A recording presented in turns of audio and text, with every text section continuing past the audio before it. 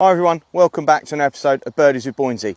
Not quite as many comments about that little shank, about that little hosel rocket we had last week. I had a few mentions from the members in the pro shop, but no real comments online, which just got me thinking, maybe you guys are hitting a couple of them too, and it's not just me. I've got the club that I was using last week, and if we look closer, we've probably still got a little bit of the mark there.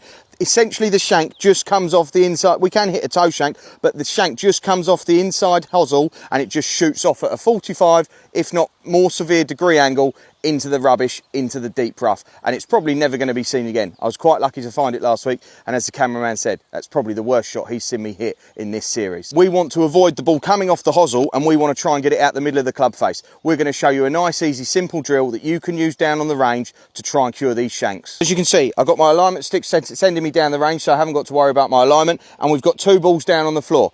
We're going to start on this outside ball at setup, and the swing is going to hit, and we're going to come through and hit the inside ball. So we're going to be moving those hands closer back to the body, getting that hosel away from the edge of the ball.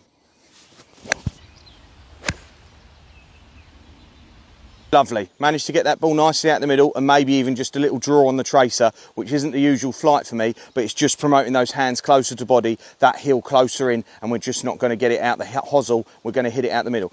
If you find it hard to do with that and you keep still hitting the shanks, I've just changed to a sand wedge here. I'm just going to do a half swing, get a few pitches down the range and get that strike out the middle of the club, and just do it with a shorter swing to begin with to build that confidence, and then take it into the longer swing, because most people tend to, the hands go to move away from the top of the swing. So if we're getting that half swing, we can hopefully return them back on that same path. So I'll just get a couple of balls and we'll give that a go. I have got two balls here. I'm not setting up on the outside ball on this shorter shot. I'm just going to try and get that centered strike. So like I said, everything's a bit closer together, and I'm just going to get it out the middle of the club. Get that bit more neutral flight, flick another one over, and on that shorter swing, everything's coming a bit more out the middle, because it's that shorter movement, the hands aren't going to go away. So I hope you've all enjoyed that. As I said, wasn't really a request, helps me out from the video last week, and as I say, without as many comments about it, maybe some of you guys are hitting a couple of those as well. If you've got a shot, we've just had a request from one of the marshals about divots, and especially if pick and place is going to be ending. So if you've got anything you'd like to see on the videos in the coming weeks, let us know.